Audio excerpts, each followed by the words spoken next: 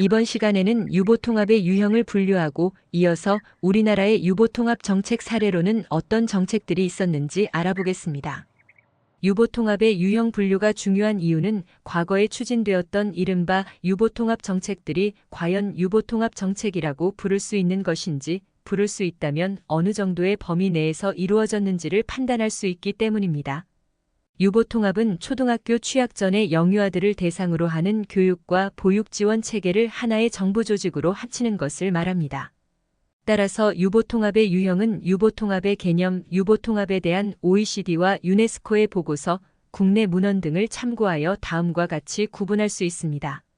첫째, 가장 넓은 의미의 유보통합은 유치원과 어린이집 등 기관에서 이루어지는 영유아 교육 보육 서비스, 가정양육 지원 서비스, 육아휴직 등을 포괄하는 것입니다.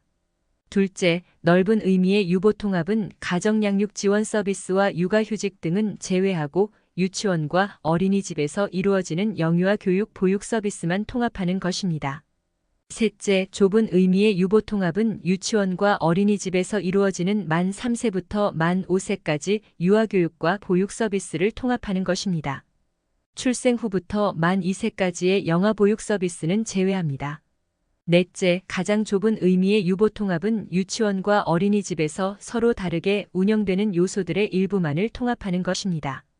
교육과정, 교사 자격, 시설, 교육비 지원 방식 등을 통합하여 하나의 조직에서 담당하게 하거나 조직을 통합하는 것과는 관계없이 각 요소만을 통합하는 것입니다. 이렇게 설정한 유보통합 유형을 기초로 우리나라 유아교육과 보육의 역사에서 유보통합 정책이 전개되어 온 과정을 살펴보면 6차례의 유보통합 정책 사례를 도출할 수 있습니다. 다시 말해 광복 후부터 윤석열 정부 때까지 약 80년간 역대 정부가 추진한 유보통합 정책 사례는 6차례인데 각 정책 사례별로 내용을 간략하게 소개하면 다음과 같습니다. 첫 번째 유보통합 정책 사례는 1980년 전두환 대통령의 제5공화국 정부가 출범한 이후 1982년에 수립한 유아교육진흥종합계획입니다. 당시 정부는 유아교육을 진흥하기 위해 유치원과 새마을 유아원을 유아교육기관으로 정하고 정부 부처별로 역할을 나누어 맡겼습니다. 내무부는 새마을 유아원을 설립 운영하고 문교부는 유치원과 새마을 유아원의 교육계획 수립, 교재개발 보급, 교사양성 연수 등 교육 관련 업무를 담당하였으며 보건사회부는 보건의료 업무를 담당했습니다. 각 정부 부처별로 통합의 요소들을 각각 나누어서 담당했으므로 유보통합 정책 사례에 포함하였습니다. 두 번째 유보통합 정책 사례는 김영삼 정부 때 대통령자문교육개혁위원회가 1997년에 발표한 유아교육 공교육체제 확립 방안입니다. 교육개혁위원회는 유아교육의 공교육체제 확립을 위해 만 3세부터 만 5세까지 유아학교 체제 구축과 만 5세 유아무상교육의 단계적 도입 등을 추진했습니다. 0세부터 만 2세까지 보육은 보건사회부가 담당하고 만 3세부터 만 5세까지 유아교육은 교육부가 담당하게 하는 방안이었습니다. 이 정책을 유보통합 정책 사례에 포함한 이유는 0세부터 만 2세까지와 만 3세부터 만 5세로 연령을 구분하여 통합을 추진하려고 했기 때문입니다. 세 번째 유보통합 정책 사례는 노무현 정부 당시 대통령자문 고령화 및 미래사회위원회가 2004년과 2005년에 수립한 육아지원 정책 방안입니다. 고령화 및 미래사회위원회는 출생 후부터 초등학교 저학년까지인 0세부터 만 8세까지를 육아지원 정책 대상으로 하여 연령별로 정책 방안을 마련하였습니다.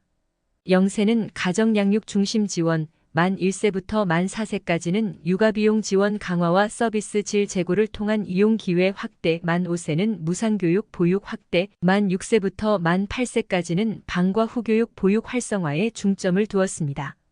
처음으로 종합적인 영유아 정책을 수립했으므로 유보통합 정책 사례에 포함하였습니다.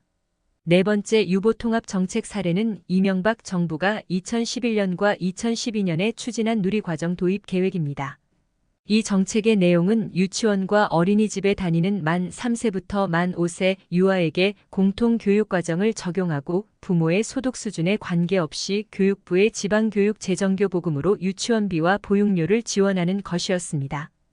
2012년 3월에 만 5세 유아를 대상으로 정책이 시행되었고 2013년 3월에는 만 3세 만 4세 유아까지 확대되었습니다. 이 정책을 유보통합 정책 사례에 포함한 이유는 유치원과 어린이집에서 서로 다르게 운영되어 온 교육과정과 교육 보육비 지원 재정 등 일부 요소를 통합 대상으로 하였기 때문입니다. 다섯 번째 유보통합 정책 사례는 박근혜 정부가 2013년에 발표한 유보통합 추진 방안입니다. 박근혜 정부는 2014년부터 유보통합을 단계적으로 추진하여 임기 내에 완성하겠다고 했습니다. 이 정책을 유보통합 정책 사례에 포함한 이유는 유치원과 어린이집에서 이루어지는 만 0세부터 만 5세까지 영유아교육 보육 서비스를 통합하려고 했기 때문입니다. 여섯 번째 유보통합 정책 사례는 윤석열 정부가 2023년에 발표한 유보통합 추진 방안입니다. 윤석열 정부는 2023년부터 유보통합을 단계적으로 추진하여 관리체계가 일원화되는 2025년부터는 교육부와 시도교육청이 중심이 되어 유보통합을 본격적으로 실시하겠다고 했습니다. 이 정책을 유보통합 정책 사례에 포함한 이유는 유치원과 어린이집에서 이루어지는 만 0세부터 만 5세까지 영유아 교육 보육 서비스를 통합하려고 했기 때문입니다. 각 정책 사례별로 추진된 구체적인 내용은 다른 영상에서 알아보도록 하겠습니다. 감사합니다.